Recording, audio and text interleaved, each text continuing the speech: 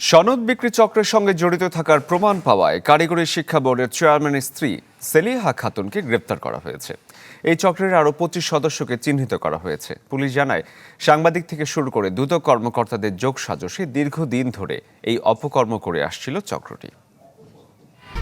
1, 2, 3 ঢাকায় জমি জিতে নিন 100% ক্যাশব্যাক সহ 20 কোটি টাকার পুরস্কার।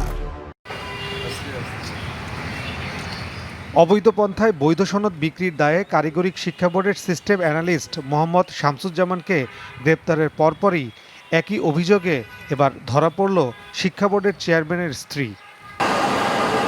ডিএমপি মিডিয়া সেন্টারে সংবাদ সম্মেলনে গোয়েন্দা পুলিশের অতিরিক্ত কমিশনার হারুনুর রশিদ জানান, সিস্টেম অ্যানালিস্ট শামসুজ্জামানের কাছ থেকে চেয়ারম্যানের স্ত্রীর টাকা লেনদেনের প্রমাণ পেয়েছেন তারা।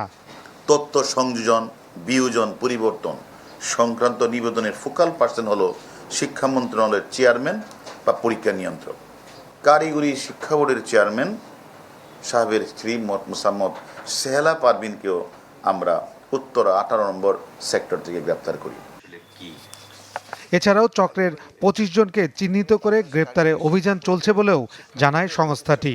তারা হোয়াটসঅ্যাপের মাধ্যমে টাকার বিনিময়ে কম্পিউটার অপারেটর সিস্টেম অ্যানালিস্টদের সাথে এই কাজগুলি তারা করে আসছে এবং আমরা এই প্রতিষ্ঠানের দুর্নীতিপরায়ণ 25-30 জনকে শনাক্ত করা হয়েছে, যাদেরকে আমরা তাদের নাম নাম্বার আমরা পেয়েছি, আমরা তাদেরও গ্রেপ্তার করব। এরকম 25 জনের নাম আমরা পেয়েছি। দুদক বিভিন্ন মন্ত্রণালয় ও সাংবাদিকদের ম্যানেজ করে অবৈধ সনদ বিক্রির চক্র গড়ে তুলেছিল শামসুজ্জামান। চেয়ারম্যানের সংশ্লিষ্টতা পেলে তাকেও ছাড় দেওয়া হবে না বলে জানায় গোয়েন্দা পুলিশ।